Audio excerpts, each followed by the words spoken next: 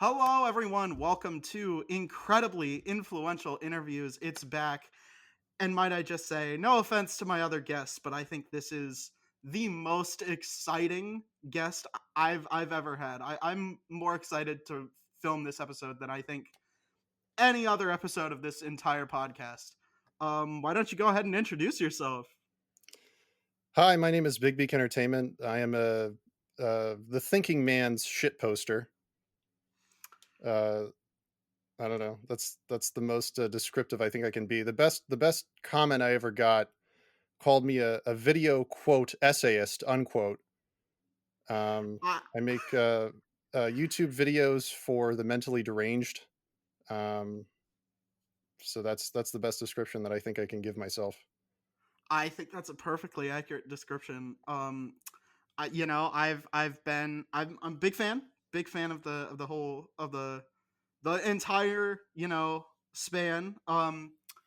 But why don't we introduce let's get a little more into it.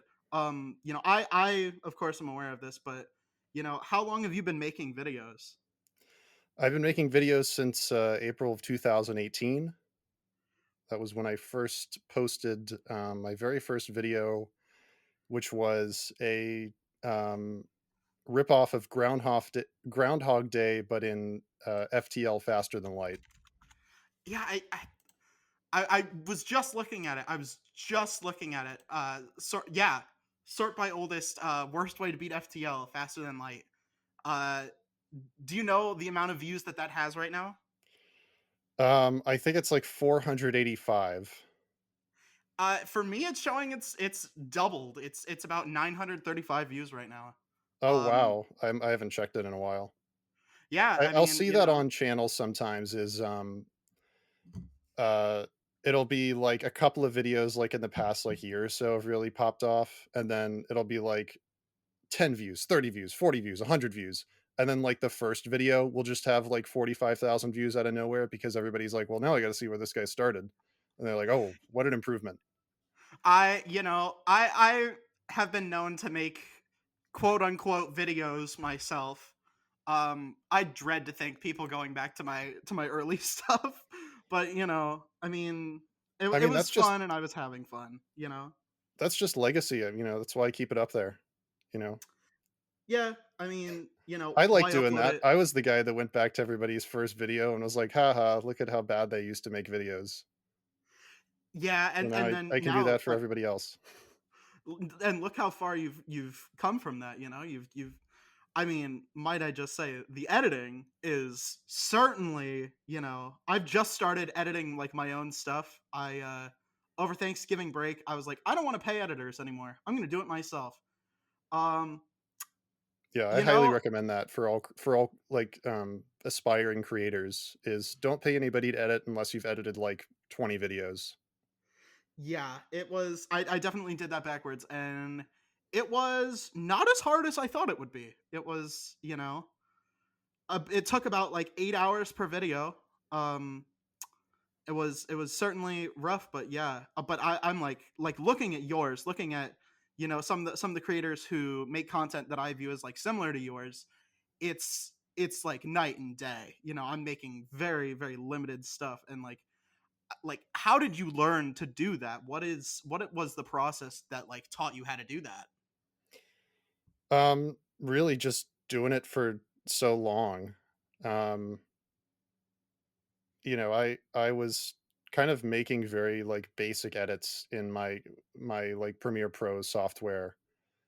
Um, and I was kind of thinking what can I actually like do with this? And eventually I stumbled upon the effects tab and I was completely overwhelmed and I'm like, okay, this is all nonsense. Hmm. Um, and then I watched, I think this was like 3 years ago, was Maxor's Elden Ring video. And I was like, Mm. oh, this is like viable. Like this can be done. Um, so that was what I was trying to do is I just dove right into the effects tab and I was like, okay, what can I actually do with this? And I started looking up a lot more tutorials on like editing, like Justin Odisho's videos has really great like Premiere Pro tutorials for just like all the nonsense effects that nobody ever looks at.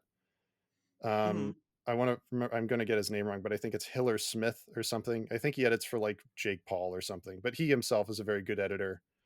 Um, and he had some very good tutorial videos on like how to use like J cuts for pacing and how to make sure that your transitions are smooth. And I found Mhm. those a lot more helpful for my, what the kind of content that I wanted to make. Mhm. I mean, a lot of transitions, lot of J cuts, lot of. I mean, frenetic is the word I would use to describe your content in the best way possible. Definitely. I mean, like I've also seen the more low key stuff. The Bond series was Yeah, really phenomenal. I thought that was a good, really solid video essay, like point making, but then also you've got like the shit post videos where the obviously the three big ones, Fallout 3, New Vegas, and Fallout 4, popped off, right? you know uh the New Vegas one is almost at 2 million right now. Like, that's crazy, right? I i, I can't yeah, even imagine. that was uh very lucky timing because the Fallout 4 video was, well, I had the New Vegas video up, and then the show came out, and mhm, everybody was suddenly Googling what the fuck is Fallout New Vegas. exactly. And then I posted the Fallout 4 video like a week after like the last episode of the Fallout TV show dropped. And that was Mhm. completely coincidental. I did not plan that. If I was a better YouTuber, I could have planned it a little bit better, but it really was just like the timing of it. And it's kind of funny When because I was originally going to make that sooner, but I was doing a collaboration with some other YouTubers, Otto Welshman, Tarkus Archosaurus Strat Gaming, and Mellow Scott for the Last of Us video, and that mhm, pushed back the Fallout 3 video like half a year. mhm. I mean, when did you know that they were gonna like pop off? Because I think it's fair to say they have popped the Yeah, hell off. yeah, I That's think that's fair. I mean, the Fallout 4 video made it to the trending tab, and that's so sick. I got like messages from people that I admired for years, like congratulating me, and that was like a real like Michael Scott shaking his boss's hand moment. Um, I I mean, but to to go from that, uh, who would you say have been like some of your biggest like influences, really? well, my channel started as a Killian Experience ripoff, and I would say it still is. At heart, I actually it, brought that up in your Discord server. I was like, I've been noticing a lot of like Killing Experience sort of like homage pastiche sort of thing. I oh, wouldn't I say like. ripped him off. You can say it. Listen, I ascribe to this philosophy, and you can kind. I'll tell you kind of my my villain origin story, my Joker, one bad Mhm, day thing. It all starts when you watch a YouTube video and you say to yourself, "Oh, I think I could make that," and then you make it but worse. That's your first YouTube video, basically, and I would say oh, that's true for 100%. most creators. 100%. Yeah, Um, I'm a Mitten Squad ripoff. 100%. yeah, Rest in peace. yeah, God love him. we're all ripping somebody off at the end of the day.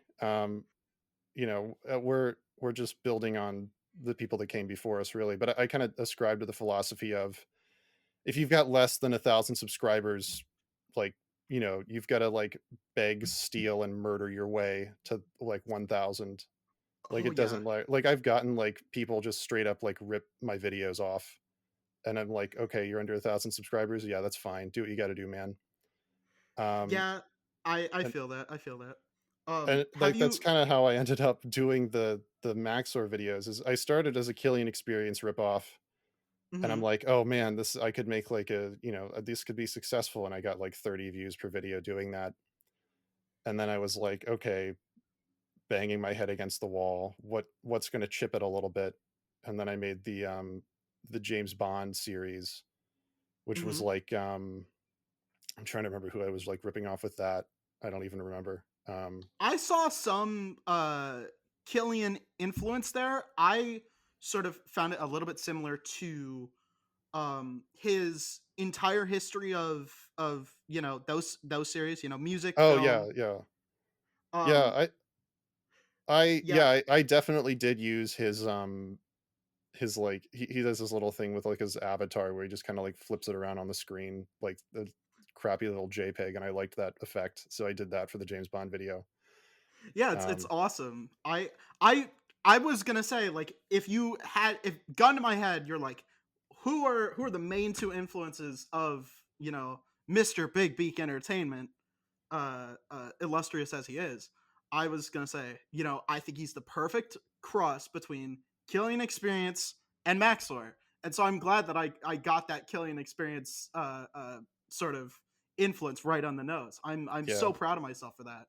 Yeah, not everybody gets the Killian Experience one because that's just kind of that's a bit of a deep cut. He hasn't posted in a while. I'm a little sad, but, Yeah, I I will. actually I reached out to him for to also do an interview. I was gonna say, like, wouldn't it be really cool to do like a follow up with you and him to, like, connect and see like where you guys are similar and different. He did actually get back to me. The man's work ethic must be like insane because I know those videos take a lot of work. He must be like really cranking it on those things, but he was like, he doesn't really do interviews, but he's such a fucking cool guy. I always say he's like the YouTuber's YouTuber. So like it really makes a lot more sense that like, not many people appreciate that, right? Because you kind of have a bit of a respect for the craft when you're watching like a Killian Experience video. Who else could do um what is it? Pokemon White, but it's uh fucking Amadeus, or Pokemon Black 2, but it's Blade Runner. That's it's insane. Yeah, And I like, think he's definitely one of the best writers on YouTube, and that's really what I yes, try to take away from him is just how can you write the best script? 100%. It's joke after joke after joke. And like I definitely see that.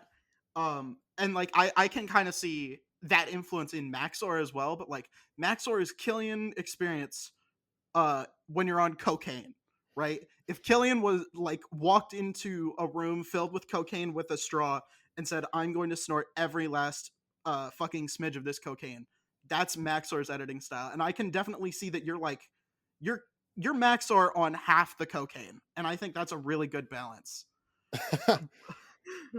I don't know if I I'd say that. I'd say maybe I like, Maxwell is a much better editor than I am, like infinitely better. Um, and he I mean, definitely has a lot more patience with the software than I do. A lot of what I do is just like, yeah, it's good enough, moving on. uh, Um, isn't I'm sure he would say the same thing. Isn't that what all editors do, right? I'm saying that I've made like 3 videos. Don't listen to me. But like, isn't that what everyone does? We work really hard. We try and get it exact, and then there comes a point when we just get so frustrated, and we're like diminishing returns, cost benefit analysis on this shit, right? Like, if I spend another hour trying to get this down to the frame, how many people are going to appreciate it? How many people are going to click off the video because of this, right? And you just got yeah, to move on from there. And I think that that's, I'm sure Maxar would probably tell you the same thing. I'm sure Killian would tell you the same thing working on a script, right? Like, is yeah. this one yoke going to be the joke that makes people turn off the video? And that's my Killian Experience impression. Hopefully, I mean, hopefully he that was doesn't that listen to was this. like dead on. Like, I thought he was in the room for a second. I'm Hey, he said he doesn't normally do interviews. He made an exception just this once to do a quote. But yeah, I'll give you one sound bite. it you know what? That one soundbite would be worth its weight in gold, honestly. Honestly. I love Killian. I love Killian so much. I mean, what would you Yeah. say, when did you start watching YouTube? And specifically, when did you start watching Killian? Um, my roommate in college sent me like one of his Pokemon videos. Um, Yeah, I think that was mine too. Much like the Fallout videos, I think Pokemon's just such a big name brand thing that like anyone who finds him is going to be on the Pokemon. But yeah, I mean, also he did Fallout. He did Fallout 3. He did New Vegas. He did Fallout 4. yeah. So Somebody he's pointed out that I accidentally stole one of his jokes from the New Vegas video, and they very generously called it an homage, and I was like, ooh, I forgot that I. It was a I Dane Cook moment for real. I, I mean, it's lateral thinking. It's lateral thinking. You know, everybody does it. You know, I nothing will wrong say with this, that. I do try to be generous about it, like, with other people. If I see, like, they've maybe taken one of my jokes, I'm like, "Well, it's Fallout. There's only so many jokes you can really make about it." Yeah, yeah. I mean, yeah, definitely. I would say that. Um, but yeah, I mean, yeah, I would. You know, Pokemon Platinum came out 6 years ago. That was probably it, right? I would assume. I think it was You know. Pokemon, like, Red or something, Oh, it Fire was like Red. Pokemon Emerald or some it was definitely an older one. Yeah, Um, he. But they're really good. I yeah, I love those. I think they've I one of the most innovative series that I've ever seen. You know, again, doing American Psycho plus Amelie in Pokemon X. Like, who thinks of that? He's the YouTuber's YouTuber, and I'm gonna stand by that. And I yeah, think I'd agree. if you're like going to like emulate him, but you know, you take a little bit of that Maxor flavor, right? You know, Maxor appeals to the mainstream for, you know, he appeals to the mainstream, but there's a lot there to appreciate if you're cerebral, right? Like an iPad kid could get into a Maxor video, but also like a film snob, super critic, Anton Ego, but for YouTube videos, could also like look at this and be like, yes, the false dichotomy between the orange in the Project Wingman and the whatever, right? Like Yeah, you could really get that, and I think like the mass appeal and the really focus on the script. I think you know you've made something unique, and acknowledging your influences. I wouldn't even call it ripping off. Like that's not even me being generous. I think there's differences. I was unsure about the killing experience thing. That was just a guess. You know, some maybe you've moved past it a whole lot, but I think it's like, you know, it's important to acknowledge your influences, and you know, yeah. I'm glad you've, you know, come to terms with that. Well, I think the longer you do it, the more influences you just pick up. I had a whole fucking arc where, I was, like, just banging my head against the brick wall.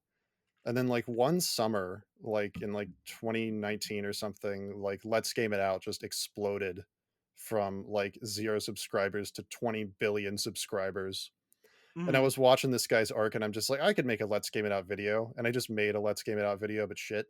And I was like, "Okay, that's bullshit." I did delist that video because 'cause I'm not proud of it. I straight up am like, "This is, Yeah. like, awful. This is the worst thing I've ever done. It's not representational. I don't wanna put this forward."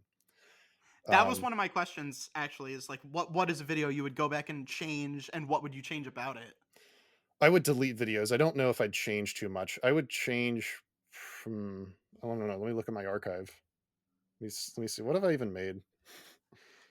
I mean, This is the it's thing. a lot of good, a lot of bangers. That's all I'm gonna say. You know, you got some bangers on there. I'm not gonna lie. Some of that stuff goes hard. I don't have any like regrets about my career. Oh, just started autoplaying. I don't have any regrets about my career because, every step is just one step to the next one. Really, That's I true. think the only reason that I've become successful is just that I stuck with it as long as I did. I've been, like, following, like, cohorts of YouTubers as they've come up and fallen off, in terms of, like, production. Hmm. Um, I like, I definitely see that. one of the first things I did was I subscribed to the, NewTubers subreddit, and I can guarantee you I'm the oldest fucking user on that subreddit. I have been on there for, like, 6 years, and I'm pretty sure everybody else has only been on there for, like, 4 months. Like, I you see a lot of people that start and then they just like they don't find that instant success and they're just like, okay, I'm done, it's not worth it, and it really isn't worth it. I would No, say. it's not. You know, I'll say I've been on here for what, 4 years, coming up on Christmas. I mean, my first YouTube video on my main channel was me doing the European countries quiz in under a minute and 15 seconds, and that's my that's my big first video, and that came out Christmas 2020, and so I'm coming up on 4 years. Well, I'm happy birthday. That's right. Yeah, thanks. Happy birthday to the K Thugston channel. You know, I started out streaming Twitch in like August 2020, and you know, it takes forever. It is a grind and a slog. and it sucks so much. Granted, I wasn't making the best content for a long time. It was a lot of just like, here's what I streamed on Twitch, on YouTube, it cut down into 30-minute parts. There you go. I mean, Enjoy the slop. if you're a casual viewer, you might think that's all it is, right? Because Hmm. that's who you follow. Like you might follow like ESO or somebody. I'm trying to even think of somebody. ESO is more edited. Who's like a let's play who's big now? PewDiePie. Not even him. I don't even know. But Yeah, y- some of the people I grew up with, yeah, SSOH, PKC, the Rad Brad, some those yeah. kind of guys. Yeah, Um, you'll follow a YouTuber who is like basically just a streamer. Like oh, I followed Syndicate for a long time. I really liked Syndicate. mhm, I mhm, really liked his DayZ series. mhm. And then you're like, okay, that's all I need to do if I want to make it big on YouTube is just do that. And then you do that and you get like no views. Yep. I had a dream when I uploaded my FTL, my first video. I had a dream that I got 2 million views on it. And I was like, I woke up panicked. I'm like, oh fuck, now I got to follow this up. And I looked and it had 0 views, and I was like, oh, thank God.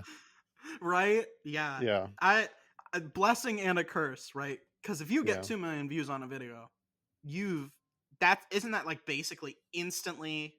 If you get 2 million views, you're probably going to get 1,000 subscribers off that. You're probably going to be instantly monetized, right? yeah. And then I you're would like, say if you get 2 million views off your first video, you're kind of fucked in some ways. Because yeah, I guarantee you that's your worst video and you're not gonna wanna do that, like, the next time you make a video, yeah. And then Find I me guarantee you're not gonna get the same success the next time you make a video. Yeah, find me any YouTuber whose first video is their best, and I will eat my own shoes, man. That's yeah. I don't know.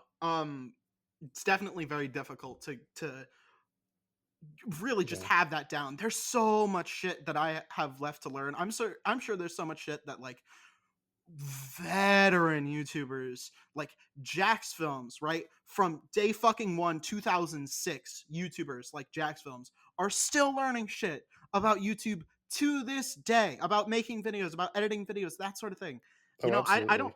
I don't I think mean, it's always there's changing too. Like, the yeah, algorithm's always changing, the software we're using is always changing. AI's, like, opened up whole new pathways to shenanigans that YouTubers never even thought were possible before.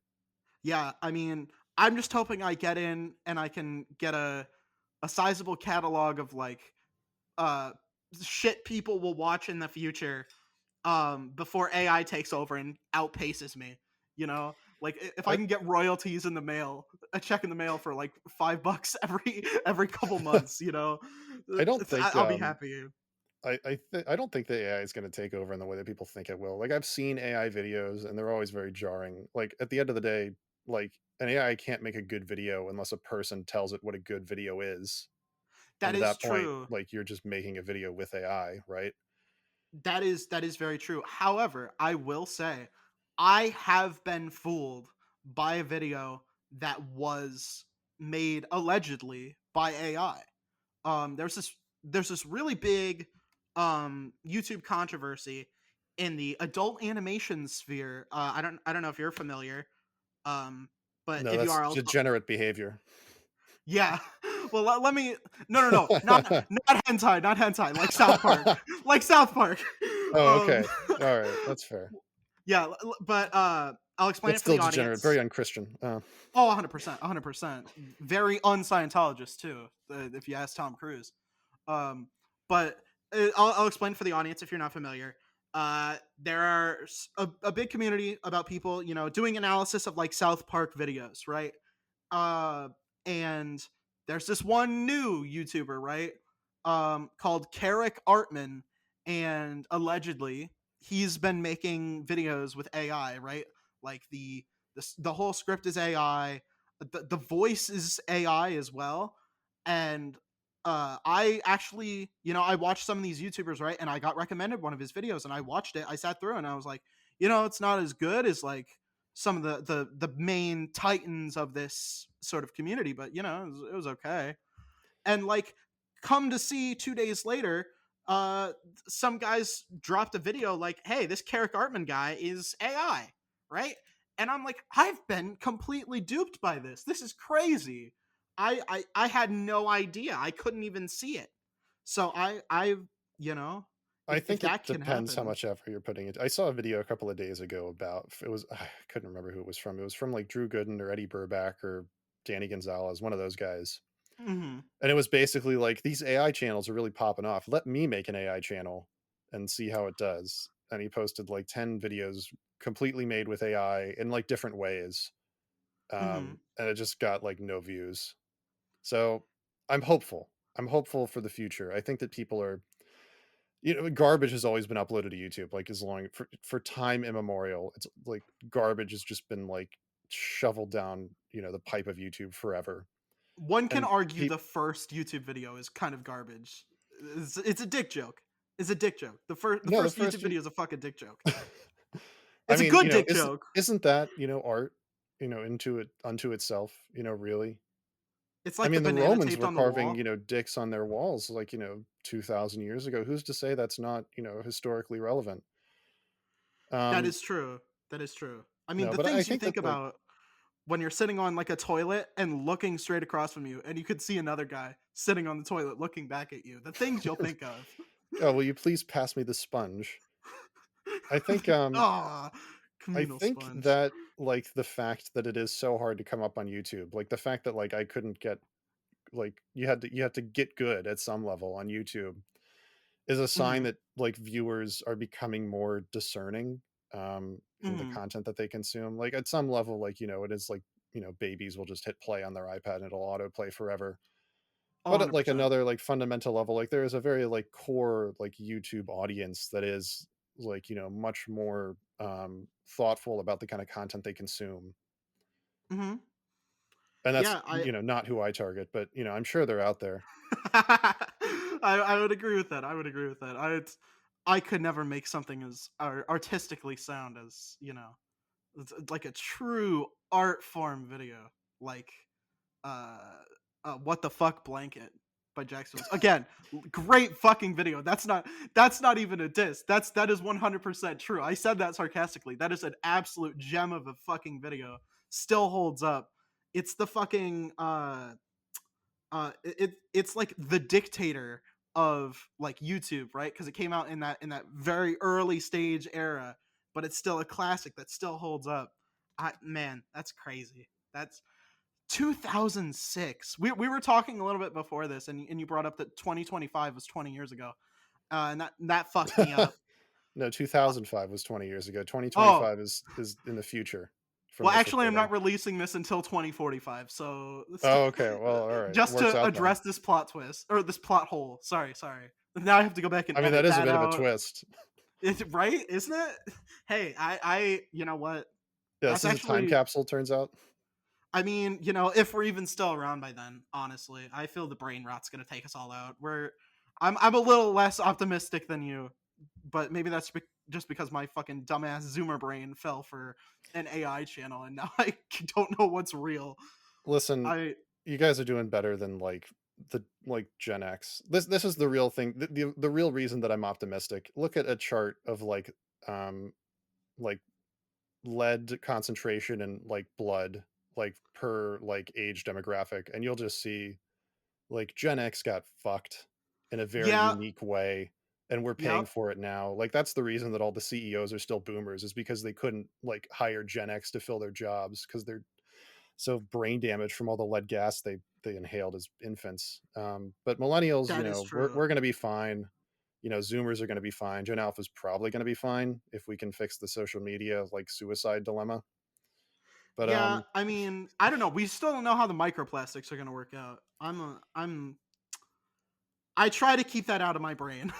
I try. no, the I don't microplastics are in your succeed. brain though. Oh, that's true. That's true. Damn. You're right. Yeah, Does that sorry. shit cross the blood-brain barrier? Fuck. If it does, we're boned. We are Well, 100% listen, boned. we don't know. It could make you smarter. Could be like like Iron Man getting his shrapnel towards his heart made him like a superhero. It could be like getting plastic in your brain makes you, Plastic Man. I don't know. I mean, I who wouldn't want to be Plastic Man? Look at that drip. Audience, go look up Plastic Man and Yeah, look at that drip. that definitely is a fucking costume choice. That is I remember that right. one comic. He's like, "Plastic Man, why do you wear that outfit?" And he's like, "Outfit? Yeah, exactly. That's It's just just his fucking skin." Exactly. He can I mean, just imagine. He's really the ultimate superhero. He can be anyone, do anyone.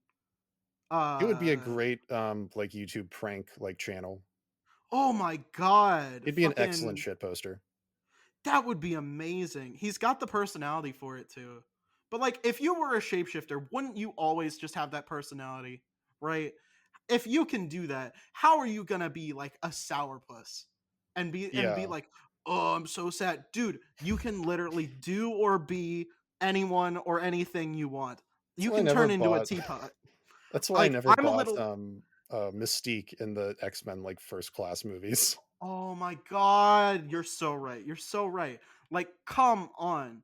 You can be Obama. I can't think of anyone else I'd rather be. Uh, She was Richard Nixon briefly, I think. oh yeah, dude. If I could be Tricky Dick, all my problems would be gone. The I the think you'd have an sheer exciting new set of problems. the sheer physical sexual energy of Richard M. Nixon. I think nothing could stand in his way other than whatever the fuck it was that killed him. I don't even remember. I He was think he alive could in, have like, got the through. '90s. That's wild to think that, like, Richard Nixon was alive when I was. I think Richard Nixon could have gotten through Watergate if he hadn't resigned. I think he would have done it. I think he would have been No, he okay. couldn't have. Ah, He didn't have the votes in Congress. I He I think resigned he because he knew they were gonna successfully remove him. It wasn't like a falling on his sword act of honor. He knew he was cooked and he left. That's the only thing. I don't know. I've We you can know look at it now, we like, I'm a big fan of, like, American history, and we look at, like, the Trump stuff now as like, "Oh, well, who knows what Al Capone could have gotten away with if he just run for president." But, like, at some level, it's the lead gasoline generation has just, brought us here to this point. We didn't have that yeah problem before. We won't have it in the future, hopefully. yeah. We'll see where Thanks, the mom and dad. microplastics generation brings us. Oh yeah, you probably have boomer parents, don't you? Yeah, actually, I do. That's Yeah. I was crazy. having this What's that conversation like? over Thanksgiving. I was like, "You guys are Gen X, right?" And they're like, "No." Thank fuck. Don't insult us like that. Yeah, Yeah. honestly, they were. We need to have a meme that's as good as OK Boomer, but for Gen X, right? OK Because the Boomer OK was an Boomer. enormous frame up job by Gen X, Oh honestly. my god. Oh my that one fucking TikTok video of the cute girl in the Bernie shirt literally destroyed an entire generation. And Oh, I didn't uh, see that. I thank fuck I'm not on TikTok. oh, I can't believe you haven't seen it. I can't, like it's been used in so much shit. Like you must have seen it. You must have. I You've might probably have. written it out of your brain. Yeah. It's just the girl dancing to this song. It's like, "Okay, boomer," and it's like destroyed an entire generation in 15 seconds. Like how? Nuclear level fucking destruction. And we need Oh, that yeah, I don't know. for the I Gen haven't X. seen it. I guess that's why I'm still here. I haven't been incinerated yet by the TikTok video of somebody dancing and saying "Okay, boomer." Yeah, when they make one for the millennials, I'll do that Wesley Snipes meme where I'm like crying, pointing the gun, but that's gonna be me about to press the enter key when I post it in your Discord server. Fucking destroy you. Oh my Okay, god. millennial. Exactly. Whatever that video is gonna be, just annihilates your entire generation. I'm I really mean, excited to see how we're gonna fuck over you guys in the younger generations because I don't think we've decided yet what we're gonna do. Maybe it'll be the microplastics thing. Maybe we'll just keep dumping it in the ocean, just for I you. think Little gift. thank you. Gen Z's got to step up our game to fuck over Gen Alpha. I think we did that with TikTok. We created that tool of their destruction. I Yeah. think, Well, I think millennials created it. I think I technically. I So, I think it was probably Gen X who created it because it was oh, it musically. probably was. I don't even Yeah, it was remember the whole musically origin of first. TikTok. Like, it was like a Chinese company, right? It's like Tencent made it or something. So it started out as musically, which was you know how TikTok is mostly just people lip syncing to songs? Yeah. No, I remember Musically. Like, I know I've been on the internet this long that I know the origin of all the websites that are popular. Yeah, and then China bought Musically, and then they made it. Fuck, Musically was always a Chinese company, though. That was always Tencent. I'm oh pretty sure it yeah, was Tencent. It was always an like an export, and it just didn't work as Musically, and then they changed it to TikTok, and it took off. yeah. I forget what it's called in China. I forget what it's called in China. I don't even I know if want they to say have it in it's China. They just have like they've got like WeChat in China. They've got like a whole other like suite of apps. they do have it in Well, China, no, they but don't it's have a under a suite. different name. They just have one app in China that everybody uses. They do have it's by the same company. It's the same format roughly, not as addictive because it's like a psyop on us to make us stupider, which is working, but it's something else. It's and I know this because Bart Baker, the guy who used to make those parody music videos, moved to China and is now like a dumb, silly American guy in Chinese TikToks. I I don't know how I well, I know exactly how I learned this. Somebody made like a YouTube expose about this, like a big like full length documentary about how he went from making like these parody videos here, and apparently he just started falling off, and he's like, okay, well China's gonna pay me to sell out my whole country and make America look like idiots, but they're gonna state sponsored living. Like I'm a puppet, but I can do whatever I want, or whatever they Sorry, want, just but I I'm can. just taking notes for the next phase of my career. Yes, exactly. Sell your soul to China. Great career move. I don't think Hey they'll man, take if me. Xi's buying, I'm selling. Yeah, I've called him Winnie the Pooh too many times. I don't think he'll take me. Oh my god, your Um. social credit score must be abysmal. Oh my god. Thank God my real credit score is okay, so I can I can just float here. But like, if I was there, I'd be an Olympic level swimmer. You know what I mean? Oh my god. Oh Jesus. But yeah, I the fact that Bart Baker is just silly American man on Chinese version of TikTok is like, you can start off doing one thing and do something else. You could go from Killian Experience homage to fucking you could be the next Vsauce, honestly. Go fucking nuts. That's isn't that crazy? You can be whatever you want in I was gonna say in America. No, in China. Yeah, I mean, Uh Jake Paul went from like, filming some dead body in the woods to beating up some old man for millions of dollars on Netflix. Or was I'm that a different I, guy? That was Logan Paul. I always get him I, confused. I was about to say, I'm so envious of you that you get them confused. You live such blissful ignorance. That was my I was on YouTube as they were coming up. That was like my first year was like when all the Vine stars came up on YouTube. That was my first year of not coming up on YouTube. So I could like watch that happen in real time as a YouTuber with a YouTuber's perspective. And even I I thought, man, this is kind of fucked up. I mean, I was watching them when they were still on Vine. I was one of those Vine kids, you know.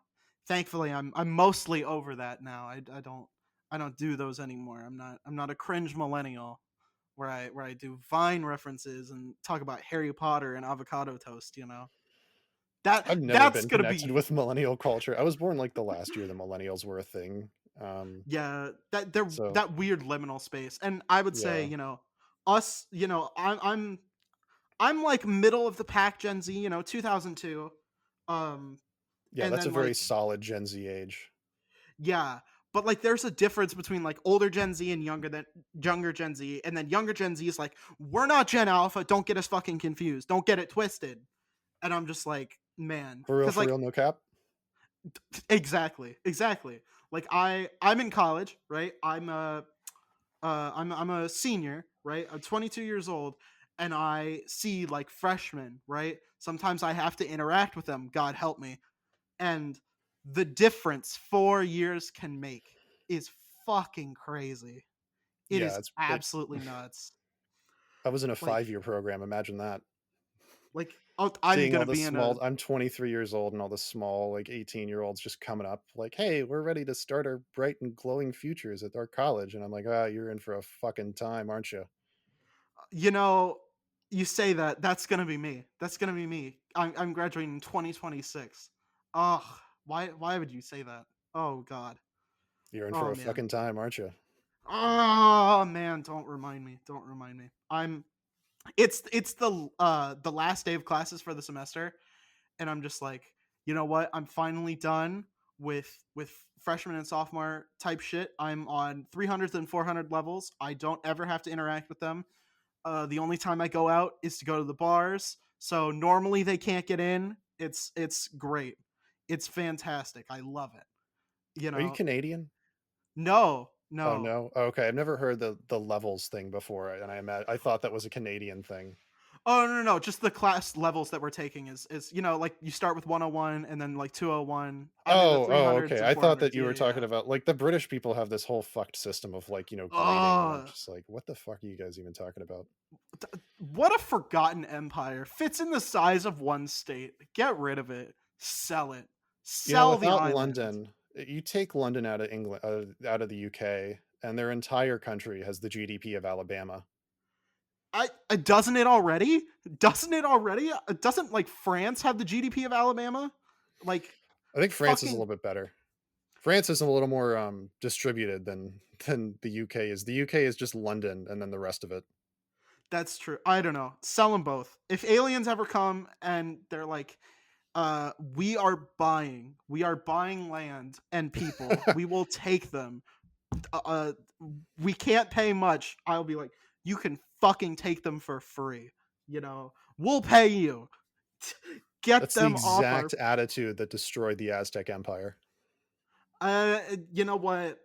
I mean, yeah, but the Aztecs were giving away shit that was like useful, right? We're not. They can take England and France. What do they even have there? What are their exports anymore? British people haven't made good music since. I'm trying to think. No, they didn't do anything in the 90s. Didn't they have, Uh, like, wasn't, like, the Sex Pistols in the 90s? no, Sex Pistols were like the 70s. Somebody hasn't watched Entire History of Music by Yeah, Killian I haven't Experience seen the very Killing recently. Experience entire history videos in a bit. Oh man, I just rewatched them. They still hold up. Still hold up. Still hold up. They're good sleep aid too. He's got a Yeah. good like level tone. He doesn't really like go super loud with it. Yeah, he doesn't ever hit you with the ear rape. Yeah, exactly. I mean, It's great. that was my intention with, like, the Peanuts videos, is to just, like, here's a long video that you can watch, like, either when you're trying to sleep or when you're at work and you don't need just some nonsense in your ear.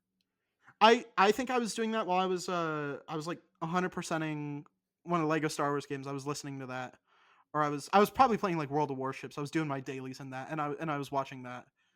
It's fucking good video. Fucking good video.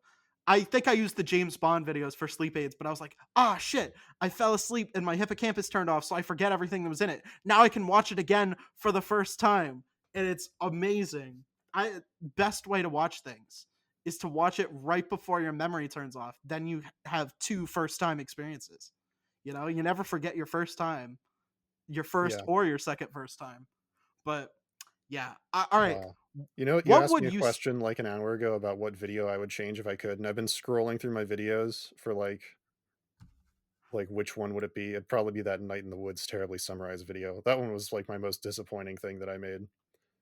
when I saw terribly summarized, I was like, yeah, there's the killing experience. There it is. Should Well, have I seen it originally sooner. called it something else. I called it pretty much summed up. That was the original name of the series. I saw that in the thumbnails. I was like, those don't.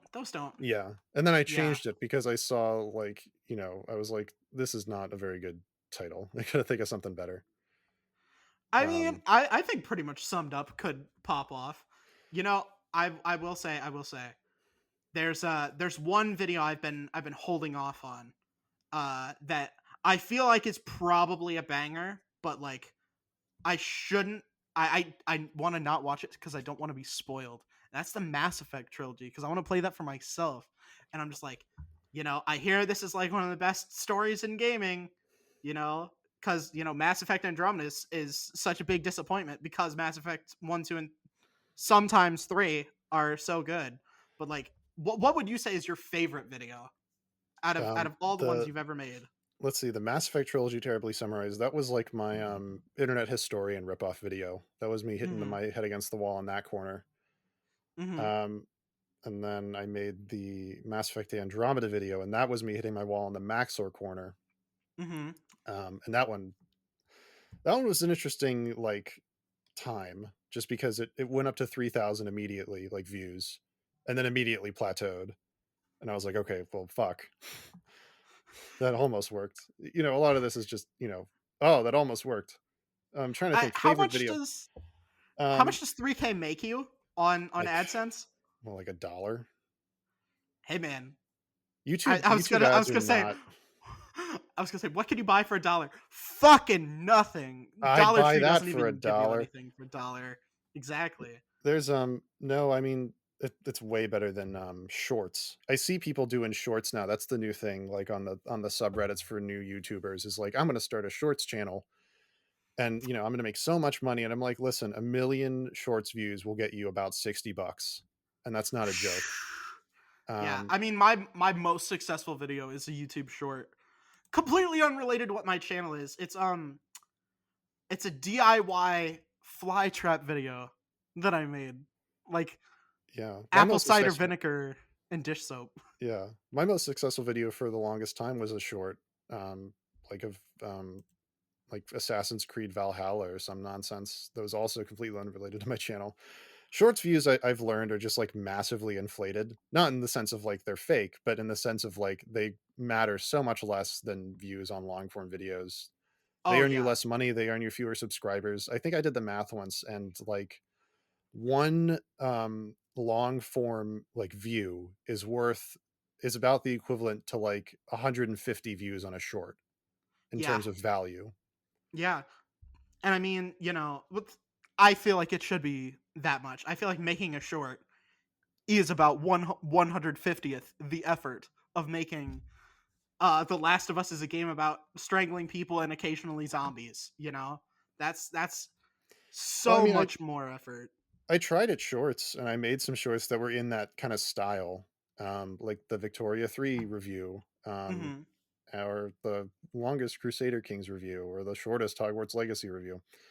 And Mhm. that was like, um, that was kind of when I was trying to test out the style a little bit and just be like, and I would kind of recommend that if you're trying to switch styles at any point, is just like, just do a short. If you can make a minute long video in this style, you can do that forever, basically. Mhm.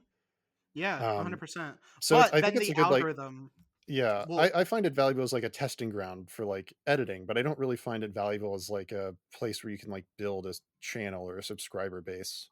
yeah, Um, definitely not, definitely not. I kind of regret having that video on there. Like I leave it up because, it's just like a thing that you can do and it kills every flies. everybody Everybody regrets needs their most it. viewed video. Not a Yeah. single fucking person alive doesn't regret their most viewed video. So Uh, New Vegas is the one you regret the most? oh, for the longest time, my most viewed video was the Peanuts video. I watched all the Oh, Peanut specials you didn't know existed, and I was like, "This is not the kind of content that I really wanted to be making, but this is the kind of content that everybody knows me for now." and then every Peanuts movie ranked. Yep, Yeah, every that's Peanuts movie ranked, and then I did, well, that was the latest one. That was kinda like a little treat. That was like my little like, "Okay, bye. I'm dropping this subject." definitive. I've It's definitive. Yeah. yeah, I've completely, this well is run dry. I have siphoned off all of the oil, drainage, Yeah. gonna go beat that guy with a bowling pin now. We're done here. Yeah. Um, Yeah. I mean, but it was a good send off. It's a good send off, yeah. of the I think my, Peanuts trilogy, it, I will say I do think that my favorite video is probably that License to Kill video, like the that's Timothy a Dalton pretty one. that's a pretty good one. I That's a think, pretty damn good one.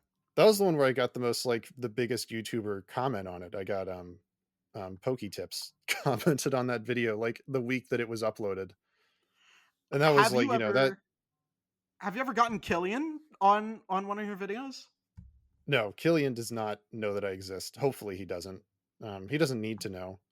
I did reach out to Maxor once, like, I sent him an email that was just like, "Hey, this is kinda what I'm doing, like, what do you have any recommendations, or do you have any comments or anything?" And, he never got back to me, which, why the hell would he? Um, I mean, he you're does. Big Beak Entertainment. If Big Beak Entertainment reaches out, I'm answering. I Yeah, I do not have very much clout in the broader YouTube ecosystem. I've got, like, I'm a very small channel. I think that's the one thing that you learn as you grow. There's always a bigger number. Like, literally, like, you got 100 views on this video, congratulations, you could always get 101. You got 1,000 That's true. subscribers, congratulations, you can get 2,000. There's always a Pro- bigger number that you can chase, and at some point you just got to kind of be like, am I making the content that, I like to make? Am I making content that I, you know, would be proud of?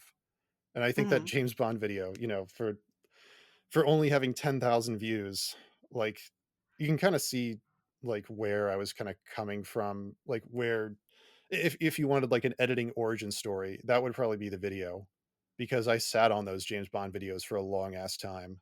You Um, did, and like, it shows because they're yeah, awesome. well, They're I really wanted to release them all the same week. I ended up accidentally releasing them the week Sean Connery died, which was another coincidence. That's why ooh, I'm never going to mention Dick Van Dyke in any of my fucking videos ever, he despite wanting will to desperately.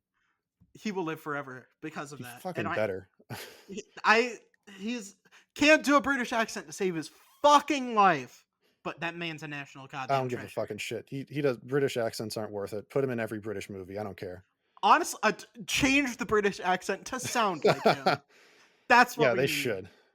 That I mean, Yeah. would it fix their country? Yeah, Maybe, maybe, I think probably. so. I think it would. If Dick Van Dyke became a British citizen, I would have a more positive outlook on the British Empire.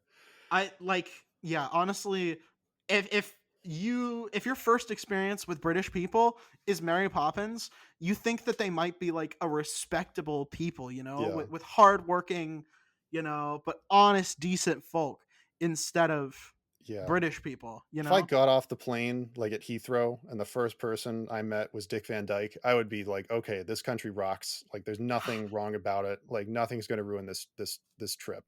How do I stay forever? And also, is gay marriage legal here so I can marry Dick Van Dyke? And it'd be storybook. It'd be happily ever after, you know, because he'd take care of you. It's Dick Van Dyke. Come on. You know it. We know it. We all know it. But yeah, I think the James Bond videos are certainly more low key than like what you make now. But like, oh my god, so good, so fucking underrated, under fucking. I the I next hate time. I hate when people call really my videos underrated. I really don't like that. Because I look at my videos and I'm like, this is like, when I look at my own videos, I can be like, this is why they didn't get the views. Like, there's something. I do think that at some fundamental level, it is a skill issue. Like, either you didn't have the right thumbnail or you didn't have the right title. Honestly, like, the Charlie Brown video, like, that thumbnail, that's the only reason I'm successful as a YouTuber. Like, literally the only reason. But How I do think that the James Bond videos are underrated, just because I'm very proud of them. That's the only video of mine that I would say is actually underrated.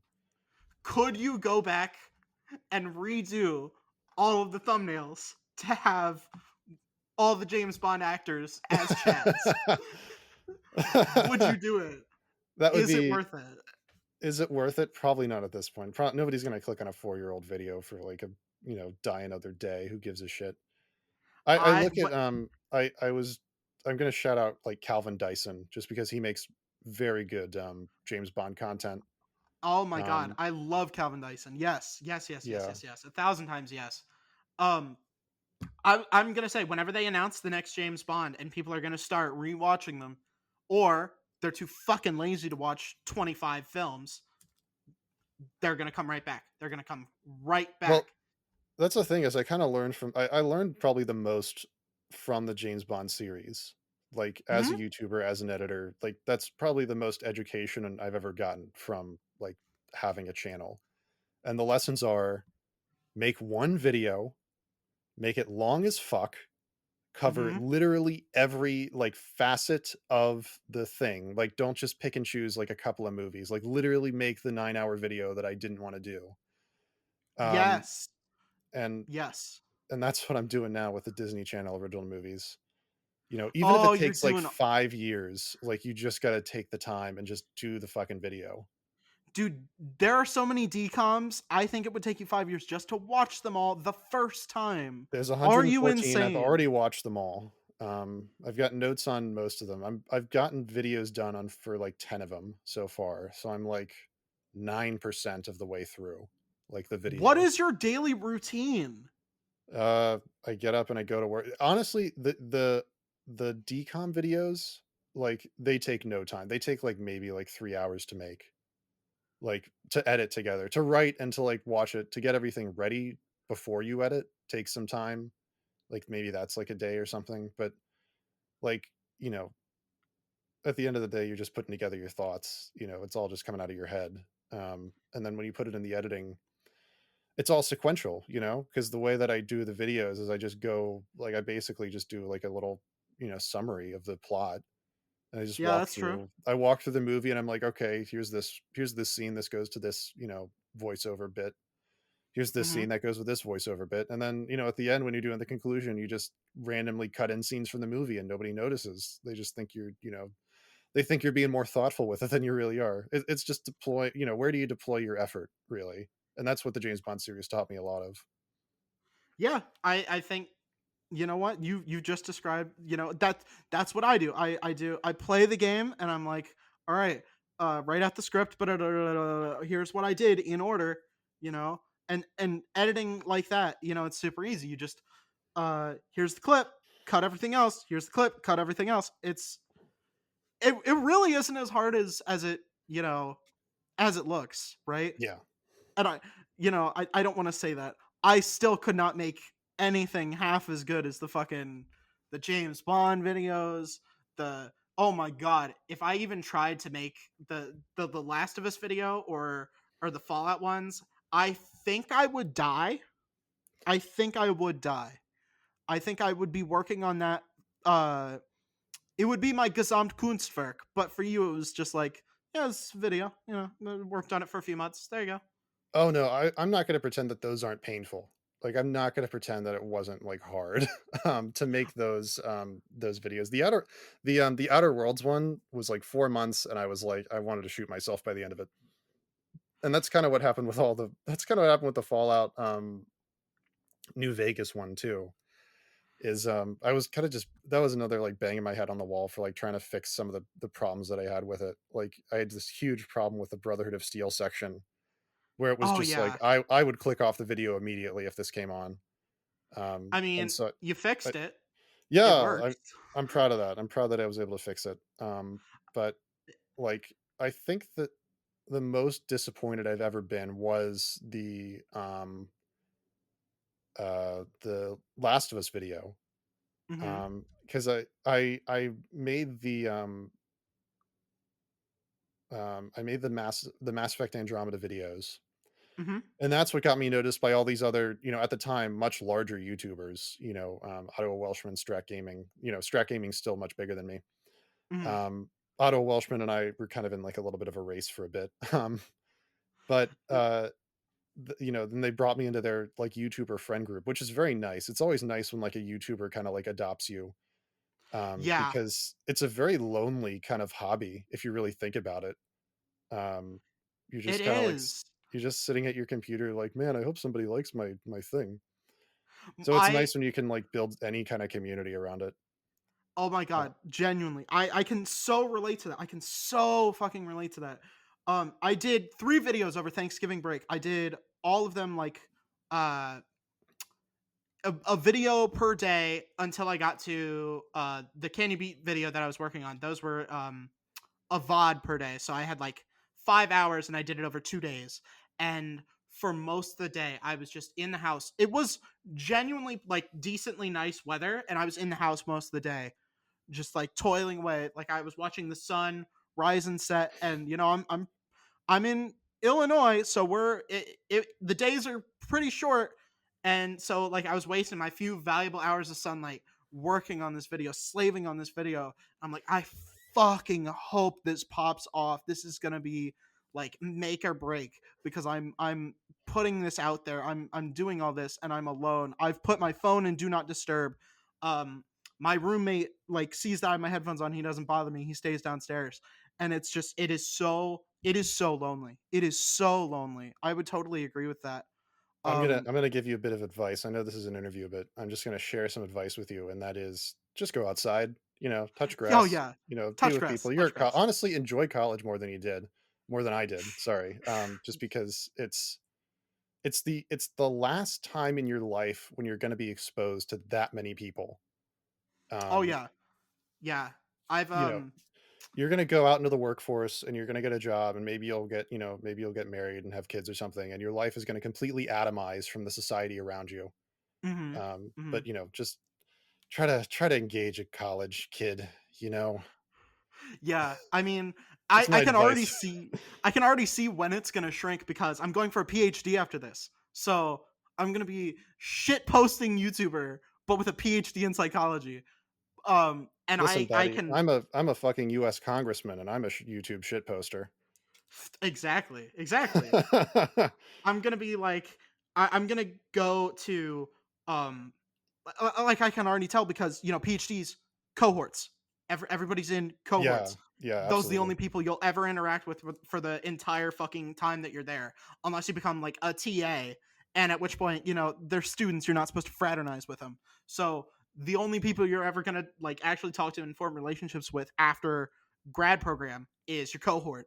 And so I can see that coming. I've got a year and a half left on that, but like I can see that coming, and I'm like, Yeah. yeah, yeah, definitely. It But was this really is hard, like transferring in because I had an associate's program someplace else, so I transferred in as a junior, and I didn't know anyone, and it was hard, yeah. because but yeah, what did you go to college for? What was your original plan? I'm curious. I mean, I'm living my I'm a registered architect. I went to school for architecture. Honestly, that's how I got into YouTube too, was I went to school, day one, showed up, I was excited, and they hand us this big software package full of shit that we were never going to use. And they said, here you Hmm. go, buy this. It's mandatory and it's $600 a year.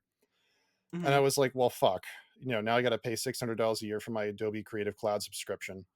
So just out of Right. spite, I started using like Premiere Pro to make videos. That was basically, I just started my YouTube career basically out of spite for having to pay for Adobe. That's But it that's worked because now honestly fair. they have me as a customer for life now, those fuckers. I mean, Um, I'm poor. I do fucking GIMP and OpenShot, baby. do We it. Don't pay for fucking Creative Cloud. Don't pay for anything, honestly. You that's know, that's so true. That's so hold true. up the I'm liquor on store. Like I don't, why does anyone buy anything? You just have to buy a gun once and everything else is free. right? Now we're cooking with Crisco. This Yeah. man, this is you see, I always pick the best people to interview. I always pick the best people to This is interview. life hack number 1, just rob people. They can't stop you if you shoot them. Yeah, legally they cannot dead men tell Legally, no they tales, legally you they know? cannot resist your robbery attempt. That is true. That No, is but true. I do think like any my advice to like YouTubers or like aspiring YouTubers is basically like at some point you realize there's always a bigger number, but you're never going to get this day again. So just, live your life and edit, Mhm. at 3 a.m. in the morning like a normal YouTuber, when Yeah, nothing else is exactly. happening. Fuck your sleep schedule. That's, Now you got it. That's the real secret is just yeah, take out sleep sleep. the sleep deprivation makes your edits even funnier because you'll start doing random deprived shit that only a insane individual like I can possibly comprehend. So you're making videos for me, the connoisseur of YouTubers, right? Yeah. Because I found Big Beak. I'm actually the one who I called Susan because she was in charge at the time. I was like, Susan, you got to put this guy on. You know Oh, what I mean? that's so fucking sad now. Yeah, remember Oh, Susan? anybody brings up Susan, I'm just immediately like, "Oh, damn." Yeah, now we got Neil. Neil is so much less cool, right? It's like doing thanks Obama and then going into thanks Trump. Like, doesn't roll off the tongue at all. The meme is dead. The meme's dead. Yeah. Oh man. I I hope Susan's doing okay. She I died of hope she's cancer. What do you mean? That's why I'm sad. I forgot about that. we don't we don't talk about that. We don't talk about that. Yeah, Yeah. R.I.P. Susan. I Yeah, mean, I I hope her hope she. family's doing well. But, no, Yeah. like genuinely, she. Mhm. I had a lot of complaints about like the direction YouTube took under her, but like honestly, she did make it like a better site just in general. Like I don't think people remember how shit YouTube used to be. Like Yeah. back in like Y the early days. And every Yeah. time anything changes, everybody complains. And honestly, like it's not that bad. Like, the changes are minor. I have issues with um, some of like the safety stuff, like the really like technical, like nitty-gritty, like, okay, are you sure that like children should really like even have access to this? Like that kind of stuff. But Yes. at the Yes. end of the day, like YouTube Kids exists and whatever. That's all you can Yeah. do. I would say the 2 ad thing, I I will hold that against her until the end of fucking time. 2 ads, excessive. N Just get d ad block. Yeah, but I That's do the other most. thing is, like, it's also like, you can just work around it, Like, it's not like she's, like, thrown this, like, horrible obstacle in your path. It's like, just get ad block. I'm a YouTuber. I don't take any sponsorships. I make all my money from AdSense, and I say, just get the fucking ad block if it bugs you that much. I do most of my viewing on my phone though, and it's just fucking, you Get gotta the ad watch it. block browser for your phone. Get You YouTube know, Vanced, I don't know.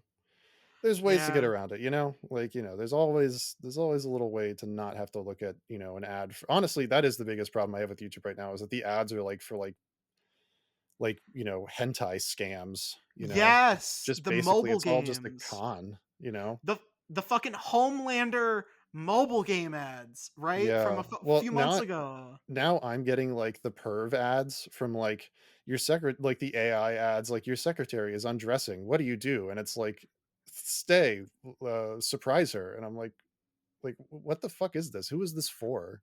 Do you remember the fucking adpocalypse? Do you fucking remember the type of shit that people were I being demonetized for? I was just after that. I came on just after that, which I is why remember watching through it, I you will know? say this, like, with how many Nazis get platformed through YouTube, like with how many like literal Nazis have built a following on the website, like you need to have some kind of control over that. Like, nobody wants to have, you know, somebody railing against like the fucking Jews and then, an ad for Coca-Cola pops up, nobody wants that. But when is Coca-Cola advertising on YouTube anymore? Now it's exclusively the Yeah, fucking hentai exactly. motherfuckers. Exactly. That's exactly my point. Is that all of the reputable brands have moved to like a sponsorship model where Oh they yeah, just put 100%. money directly into the YouTuber's pocket. Although I Yeah, say reputable, but you still got shit like Masterworks or what was the other one? There was another there's scandals every week about YouTubers yeah. taking a sponsorship they shouldn't have, which is part of the reason I don't take it. But The one I remember right now is the wine one, the Bright Sellers one. That was a big one, and apparently the wine was shitty. It was overpriced, and it wouldn't let people unsubscribe. That's the one I can think of off the top of my head. But yeah, big YouTubers, OG YouTubers, fucking CinemaSins was platforming them, but they'll platform fucking anything. Ooh, fuck you, CinemaSins. Woo woo. Um, I don't oh, know. I don't I hate like to. CinemaSins. When I was working the graveyard shift from like 1 a.m. to 7 a.m. at like the hostel, I was like, yeah, turn on like 6 hours of CinemaSins. That'll get me through this. I like to dunk on them because they're wrong and stupid sometimes, but they're funny. They got some good jokes. I will Oh, always. I just take it as like it's just some drunk guy who uses it as like a framing device to just like show us the movie. Yeah. It's Oh not yeah. like anything you're meant to take 100%. seriously. 100%. There's so many like filler sins that are just used to show a scene for context for the next sin. A Yeah, hundred exactly. percent. It's Yeah. all just the framing device. Don't get your Yeah. panties in a knot over it. Oh yeah, there's so many movies that I just haven't watched because I've seen the CinemaSins thing for, and that's probably a bad thing for movie studios. And if CinemaSins didn't get so huge, I'm sure CinemaSins would have fucking struck them down with the hammer of Thor, like they did with early Nostalgia Critic. Like they would have fucking destroyed him. But like, I think that he just skirts the line. Like, I think that that's one thing that I did appreciate about YouTube is how they seem to really take an effort to clarify their copyright policies. And they Yeah. seem to actually, like, try to make it work, because it is, like, it is a really gray legal area, like, if I'm being frank, like, honestly, I'm probably Oh, yeah. violating a lot of copyright, but, allegedly, not really, it's all fair use Uh-huh. for me, Yeah, you know, exactly. in Minecraft, but Yeah, exactly. it's, That's, you know, I've it's broken so much yeah. copyright law in Minecraft, you couldn't even believe, but, Oh, I man. appreciate YouTube for trying to make it work, I appreciate gaming companies for just like, "Yeah, it's fine." Everyone Honestly, but Nintendo is normally pretty fucking okay with that shit. Nintendo used to be way worse. I don't know if you Oh, remember, yeah. but they used to have, like, their own special, like, partnership program that only they could manage, and that was just a bad system. They've softened a little bit and they've lost a lot of their power. Yeah. I But yeah, I'm working on a Pokemon video right now, and I'm still genuinely worried that the Pokemon video or the Pokemon game that I started with when I was 6 years old came out in 2000 like fucking 8. I'm still worried they're gonna copyright claim it. I am still terrified. I'm not using any in-game audio or anything like that, and I'm still worried they're gonna copyright claim that shit. I Nintendo's the I've fucking boogeyman.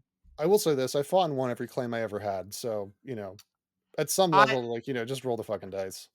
Every time I make a claim, it fucking lapses because I get like 30 views a video on a It's pretty not good a day. power thing, it really isn't, like, it's not like they're gonna, like, suck my dick because I got a million views, it really is just, like, can you articulate your argument? Like, can you say, like, "No, this is fair use because of this," or, "I'm because of this," like, it really is just I would say that it's more honest than people think it is. I I know that's Yeah, not, like, the hottest take, but, like, I think that if you are genuinely fair use, I think you can get away with most things, you know? I that is I would say that is true. Um, I mean, I will say a lot of it for me is again I'm just so small that they don't even address the copyright claim. I get this a lot with Disney because with old Star Wars games, which I play a lot of, like one video a week is me playing Star Wars, and uh, it you can turn off the music in old games, but it will still be on in the cutscenes. So every time I show the cutscenes, I get a fucking copyright claim, and I say music's used in the gameplay, can't shut it off. It's not a substitute for the original. Also, I'm a Disney stockholder, so fuck you. I'm losing hella money on this company. You better at least let me use fucking the music that I want to use. Instead of the fucking profit that you're paying me, you can let me use this music fucking without screwing me here. And they leave the claim on for the whole month and they fucking ignore it and it just goes away.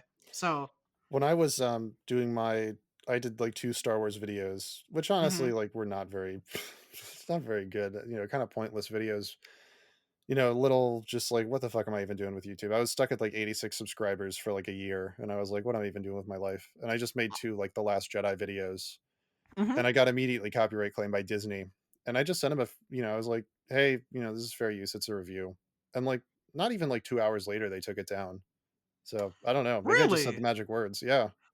You they maybe it's just because it's been fucking 6 years since you made that video.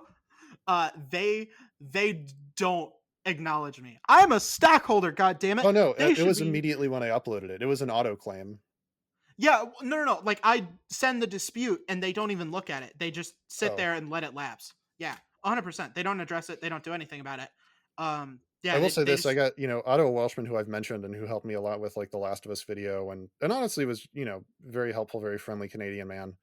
mhm, Um, as they he all are. got he had a pretty, depends how pissed off you make him, but Oh yeah, war crimes. Sorry, I he had a forgot. really, hard time. He made a great video about, like, chess, and he got a really hard time because he used, I can't remember who it was.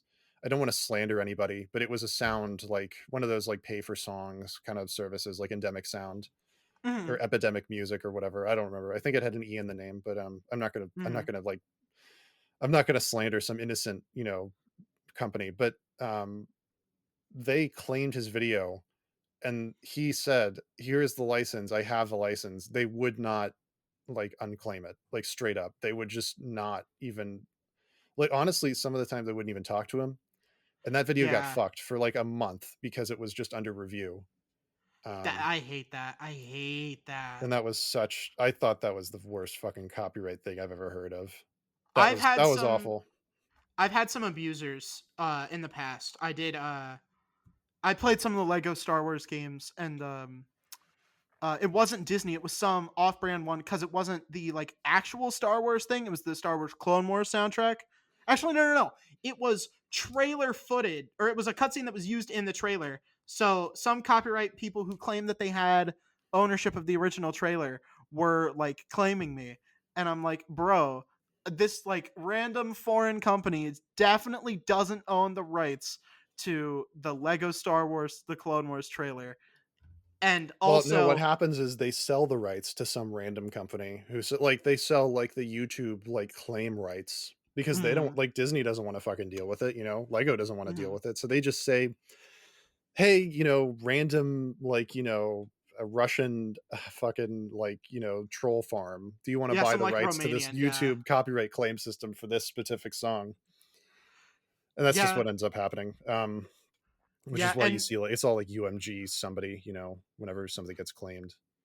yeah, It's all just, it's like dead, it just gets traded around, you know? yeah, and it's what can you do? What can you fucking do? But I Yeah. don't know, it's been a few years, and I guess the main copyright thing is, I don't have YouTube monetization, so losing a month of revenue off a video doesn't really fucking bother me. Uh, I wasn't making anything anyway. Um, Yeah, that's a great attitude to have, I think. Well, yeah, unironically, not I'm not like I'm not trying to be, like, no, smart no, about it. no. I get what you mean. I will say the most annoying thing though, the most annoying fucking thing ever is when you make a video, a short form, but not like YouTube short video that pops off, like goes absolutely fucking nuts, and they put ads on it for you, but they don't give you anything in return. I Yeah, that's a think new that's system, and bullshit. I really hated that. They did that after I got monetized, so I didn't care as much, but, like, I remember seeing that come up, and I was like, "Oh, man, that's gonna fucking suck for people." Like I'm not gonna throw the baby out with the bath, right? Like I'm not gonna like if YouTube like if this is what I want to do, I'm not gonna throw the baby out with the bathwater. But like that is some bad fucking bathwater there. That is so not fair, right? Yeah.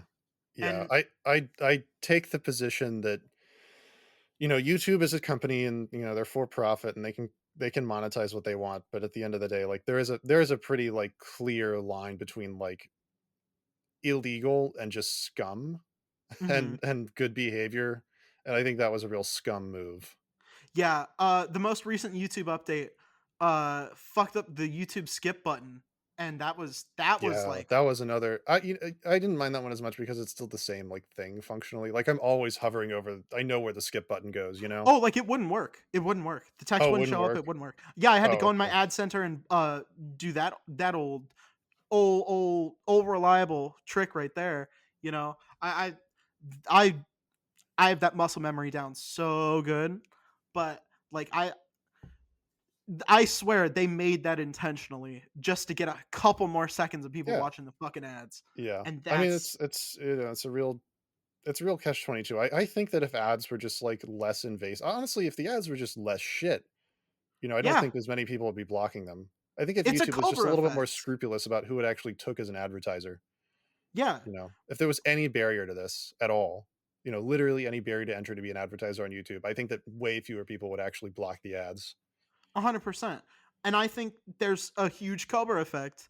There's a big video made about this about how Google's ad blocker policies create this like super huge Cobra effect where the like you're creating this problem, right, where you're forcing the ads on people who don't want to watch them, and like it's better to just leave them be because like they weren't going to buy the ads anyway, right? I'm a pretty I say discerning again, fell for an AI channel, uh A lot but of it's I'm a just building brand awareness, like, that's the reason yeah. that sponsors do it, I'm never actually gonna buy NordVPN, but I definitely know who they are now. Yeah, yeah, that's definitely Yeah. true. That's definitely It's true. it's just, it's all a big money system. That's just how it turns. And I try to not engage with that. I have a job that pays me like actual money. So I just do that for money and then I have YouTube and You know, Yeah. the revenue that I get that is not like very significant. Like you might like, I do not make if I was only making money from YouTube, like you said that I'm a successful YouTuber, if I was living off YouTube, I would be living below the poverty line, like well below it. Yeah. It is not a viable like it's not a viable way to like survive. No, no, not at all. Absolutely not. Yeah. But you're fucking, what are you gonna do at 3 a.m. when you can't fucking sleep? Might as well hop on Yeah, your just make the computer, YouTube video. Yeah. burn your eyes with the blue light, and yeah, definitely, definitely 100%. I don't know. I love it. I think it's. I mean, I definitely don't love my hobbies as much anymore. I've talked about this before. My first interviewee for this show was an OnlyFans girl, and I was like, okay, if you're you're making this content, right, you're doing the art of self pleasure, right, and you've put this price tag on it, you've commodified it, right, do you then feel every time that you're going to go in and uh, uh play with the bunny, right, do you feel like, hey, should I be filming this? Should I, set my camera up? Am I losing money by doing this by myself for my own enjoyment rather than, doing it for money, right? And sometimes I feel like that. Like sometimes I'll be having conversations with my co-host, right, on the normal show, and I'm like, damn, we just had a really good set of banter right there. I wish we were recording that, right? Or like, I don't like playing games for fun anymore. I do my dailies on World of Warships to get Microsoft points. I leave I leave a game running on my. I mean, they give you a $5 Amazon gift card every month or so. It's a fucking that's big money. That's big money right there. But and then I'll leave a game on my PC running for 15 minutes to get those. But like, if I'm playing a video game, I'm usually streaming it, and it's like I don't like playing for fun anymore because that knowledge in my brain is like I'm losing money. Do you ever get that feeling like? I mean, that was basically it when I was playing like the Fallout videos a little bit. Mhm, Or when I was working on the Fallout videos a little bit. I I've always like played video games like for my own enjoyment. mhm. And usually I will just let it distract me. Yeah. Oh yeah. I've tried to keep kind of zen about it, you know. I've tried to let um not be the classic like millennial and monetize my hobby, you know. Yeah. That's a very millennial like thing to do. I recognize that it's definitely a privilege that I can, you know. Mhm. Honestly, there's nothing more humbling than going to the bank and opening up an account and explaining to them like how you make the money like Yeah. as a YouTuber. Like Yeah. that is the most humbling experience of my life, honestly, is explaining like YouTube to a like a banker. um, When when I get a but Twitch payout around my birthday, I'm like, hell yeah, I can buy Jameson with this shit, baby. yeah, Somebody paid for my first legal drink on my 21st birthday. I bought a thing of Fireball right there, and I was like, hell yeah. I even paid gas station prices for a dinky ass tiny can of Fireball, but I got it. But like, at the end of the day, every time I play video games for pleasure, I'm just like, what am I losing? What is the opportunity cost of doing this? Now that I put a price tag on it, I can say exactly how much is this worth. And well, you kind of I, gotta like, it's the same thing with touch the fucking grass, not yeah, not to sound 100%. dismissive or anything, but it's the same thing as like I view it as like maintenance. Like I view it as like, self-care, Hmm. I don't, like what is the opportunity cost of like going fucking insane and shooting myself in the head? Like it probably is pretty significant, right? Like Hmm. try to view it in like the bigger picture of your life, not just in the sense of like, the economy. You know, and Yeah, that's kind of hard to say, as somebody who, I'm not like poor or anything, I'm not struggling. I'm not like in the upper income brackets or anything, but you're a whole ass I can architect. You're doing pretty good. architects don't make fucking money. No, no, you're not. I mean, Frank Lloyd Wright, the only fucking successful architect in the world is fucking Frank Lloyd Wright, and fucking he had his like wife and child murdered by an axe murderer. You know. Frank Lloyd Wright made like he was like a he ended up being kind of a developer, I think, in the end. But developers make a huge amount of money. Developers are Hmm. very, well, if they're good at it. If they suck at it, they, if they suck at it, they don't suck at it for very long. Yeah, I mean, Um, actually, would you say the money's in structural engineering? Because my co-host on this show he's going for structural engineering, and so uh, since architects don't make any money, is it the structural engineers who make all the money? Is that where I've where never the money goes? I've never looked at a consultant fee and felt envious. I've I don't know what their like life is. Like I've never watched a structural engineer actually do their job, so I don't know how taxing it is. I don't know if like, you can just bang out a building in like an hour as a structural engineer and, make, the like just basically bag a whole fee in like an hour. I don't know what the balance is there. I would I say I would say uh it depends. I think that if you're a very good structural engineer, and you work on very like, um, if you can get onto more complicated projects, you'll make more money. Like if you mhm. can develop like a real good, focus, if you can be the guy, like if you can become the guy that does mass stampers as a structural engineer, like whoever does mass stampers, like that's got to be the richest guy at the firm, honestly. I mean, Because I at don't the know. end of the day, isn't that just true of everything, right? Except for YouTube, because like you're at 123,000, Killian's at what, half a million, uh uh some of my other favorites, 100,000, 200,000, 300,000, right? You know, if you're one of the best YouTubers, you flounder in the hundred thousands. Um, or maybe you're like Jack's Films and you've got a couple million, but you can't get to 5 million. You've been trying to get to 5 million for the last half a fucking decade. I've kind So, of like abdicated the numbers game. Like it'd be really swell if I got a million subscribers. All I wanted was the plaque. That's really all I wanted is just some physical representation of like the hard work that I've put into it. And now oh, that I I've want got the it, I'm like, money. okay, I'm satisfied, like, whatever I get from this, whatever I get past this is just gravy at this point. Like if I got the $1 million plaque, that'd be just swell. But, I'm not gonna like kill myself for it. I I've one of the things that I've had to train myself is nobody's going to be pissed at you because a video came out one day later, you know? Like That's true. you're not letting anybody down because, the video didn't come out, you know, one day earlier, unless they were like a terminal patient, in which case, like, who cares what they say? They're not going to be subscribed for too much longer. Exactly. They'll just delete their account eventually. Yeah. Jesus Christ. I think we're going to hell for that. For various things, but I think we're I going don't to think, hell for no, I that. mean, it's, it's not untrue. You know, No. I mean, there's a lot of true things that you could point out that are still, still going to hell for pointing it out. But I mercifully, I've not known any of my subscribers to be terminal. So, I mean, if honestly, if I did have one, I was doing, some I was doing the Peanuts video, the last Peanuts video, and mhm. a guy that I knew was going in for gallbladder surgery. Um, he's another like creator. I don't know if I want to name him just because I don't know if he wants everybody to know that he got gallbladder surgery. But That's fair.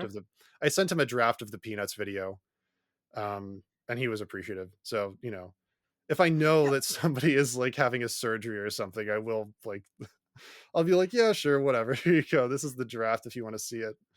yeah, I will say that's now that you've put that idea in my fucking head about um terminally ill fans wanting a video out sooner. That's my fucking nightmare. That is the most nightmarish thing I think I've ever thought of in my entire life. Oh, Holy fuck. I'm glad that that's what you're taking away from this Oh, interview is that, yeah. we're all Or gonna like, die and you've wasted your life making YouTube videos. yeah, I've thought about this. Like, I don't think I ever want to go to a con. I don't think I ever want to do like this, like some podcasts, my brother and me, like a lot of those like big podcasts, right? They'll do like live shows, right? Never want to do one of those. I'm not bad at public speaking, but no, no, no, no, no, no, no. Could never do that. Don't want to do that. Don't I like was that. I'll say this, I was fucking terrified of opening up that Discord server, but it's been very cool. I think that, 99% of the people are very cool, you know? You're awesome. You're a fucking awesome Discord owner. You're so like interactive and shit.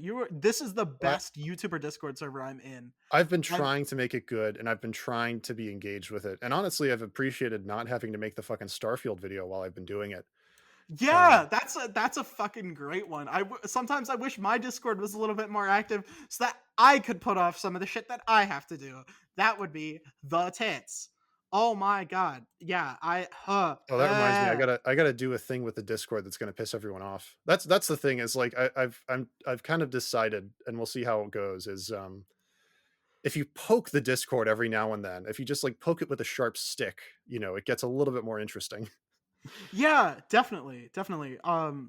But like you're so active and like engaging, right? Like we had like a bunch of mini conversations there uh before like we did this, and I was like, hey, it's not parasocial anymore. I'm actually talking to this guy, Yeah. he's there and I he's appreciate cool. it as a thing that I can use to, like, engage more with the audience. Because, like I said, the YouTube's fucking lonely, you know?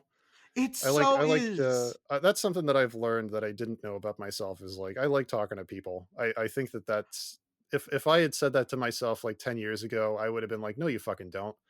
But Yeah. I think now as I've learned, like, yeah, it's, as society has gotten more atomized, like, it's good to actually use social media for the thing that it was meant for instead of just, turning people, into Nazis and or communists. Yeah. I will say, talking about like going back to meeting people through this, like actually like interacting with people, and back to the YouTuber adoption thing and the terminally ill thing. We're tying all this shit together. Um, you know, one of the saddest things that's happened through this podcast, the happiest and the saddest things was, um, I don't know if you're familiar with Your Movie Sucks. Um, Yeah. uh, One of yeah, the yeah, OG YouTubers. yeah. Have you ever watched Adam Plays or like the I the like a like YMS a and Pals? like a couple. I'm not like a I used to subscribe to Sardonicast. Mm. I don't anymore. Hopefully he doesn't listen to this, but Rip. I mean, I don't think he does. I don't think he does. But I used to be pretty tight with one of his friends, Scott Henson. Um, we did. He was a guest on one of the episodes, and we did a movie commentary together on Patreon. And we kind of stopped talking because I stopped using Twitter when Elon took over. And then he passed away over the summer, and it was really really sad because we had stopped talking. ah, shit, I didn't And even know that.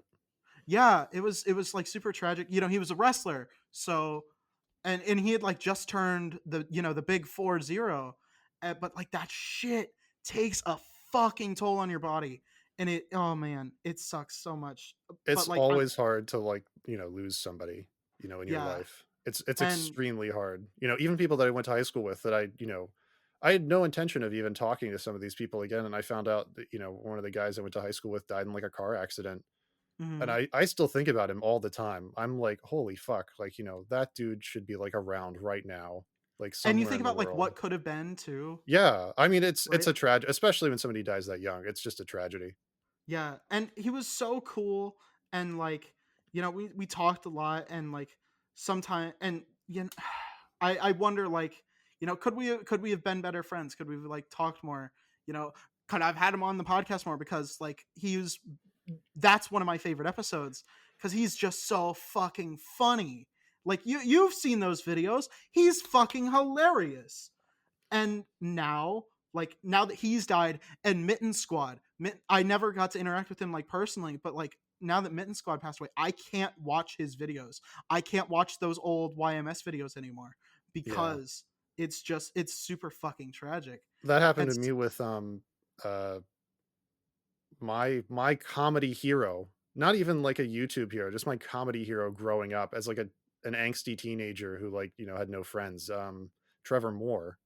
mhm. Like, I have such a hard time, like, I could not finish their last, like, D&D session that they were making on the Whitest Kids You Know podcast. I don't know if you're probably too young to know about the Whitest Kids You Know. I I've caught the highlights, Yeah, I mean, that's it. I will say, like, I think that they've got the highest hit to miss ratio of any, like, sketch troupe. oh yeah, And they're phenomenal.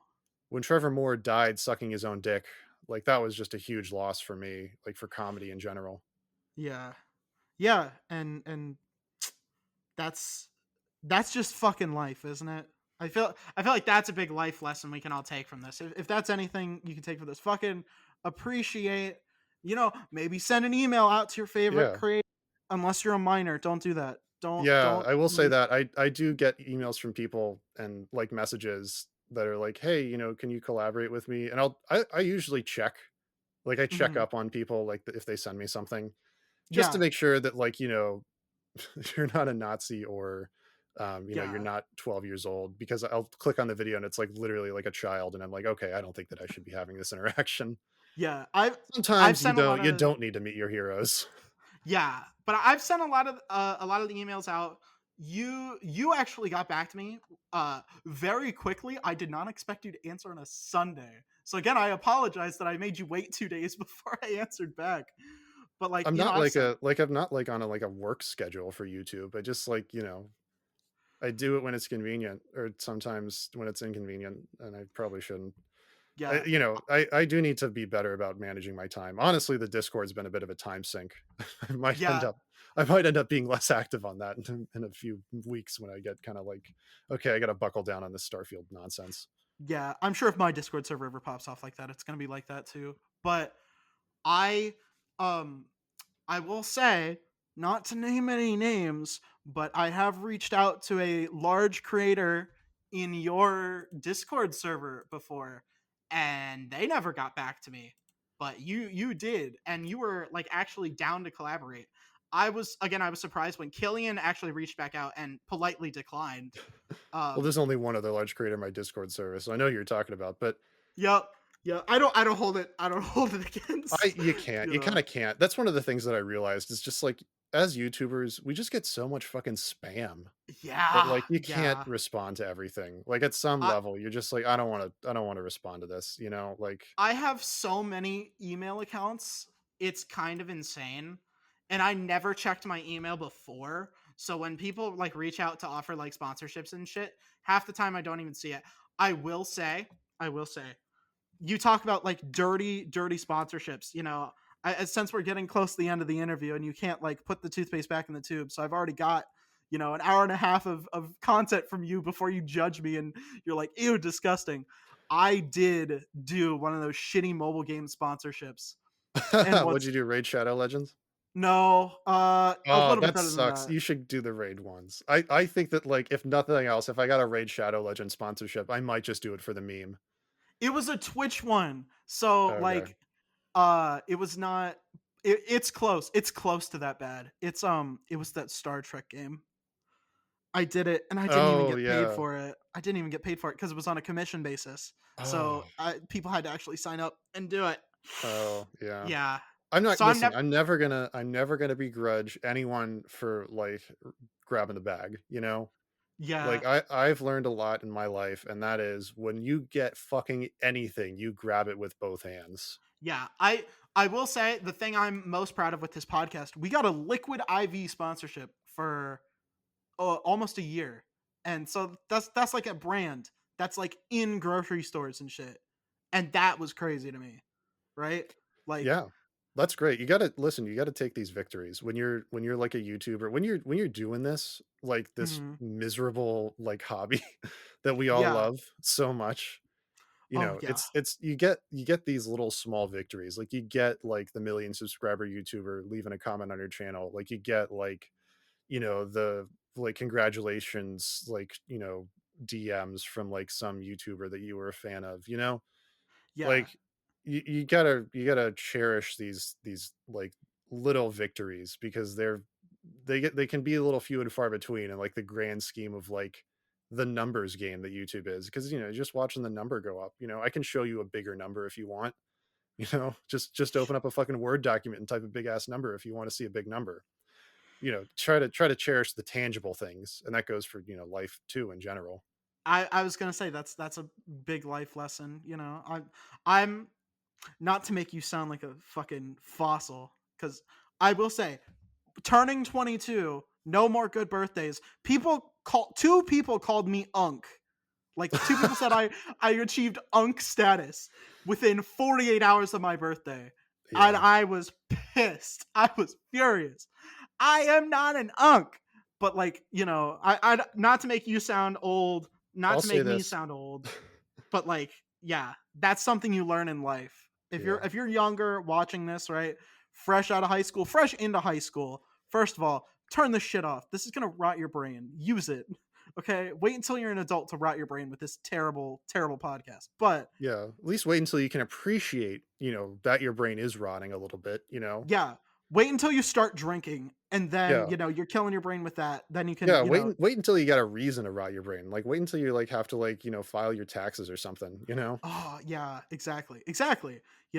But like, if you're listening to this for life advice, I would say that's probably the best you're gonna get from me. Yeah. And you're older, you're more accomplished than I am. I'm sure you've got a couple of other nuggets, but I'd say that's a pretty good one to close on. What do you think? Yeah, I think that's great. I'll say this, after 20, no birthday hit me ever again. I was never like, "Oh my god, I'm 22." It was just like 20 hit me super hard, and then after that, I'm just like, "Yeah, whatever." Yeah, I've been having panic attacks on all my birthdays since I turned 18. It was not fun. You just gotta have a Not really fun. bad one? You just gotta have one that you wake up one day and you're like, "Fuck." Like Yeah. 2005 was 20 years ago. Oh, bringing it back to the fucking beginning. All right. Yeah. That's a good way to end it. That's a good way to end it. All right. My name is Kale. I've been incredibly influential, and my guest has been, again, in case you Oh, forgot. yeah, I'm I Big just Beak Entertainment. I am not influential in any way, but for some reason, I'm on this podcast. Thank you for having me on. Oh, it's been an absolute pleasure. Thank you. Thank you for joining us. Thank you guys for listening. And definitely go subscribe to his channel. What the hell are you doing? Why are you listening to this crap? You could be watching, The Last of Us is a game about strangling people and occasionally zombies. Or the James Bond. Go watch the James fucking Bond videos, man. Come Yeah, I on. actually do watch the James Bond videos. That's the only one that I'll ever, like, tell people to, like, "Hey, you should check these ones out." Yeah, pop that shit off. Get that shit going. Yeah, hell yeah. But yeah, thank you all very much for listening, and we'll catch you guys next time.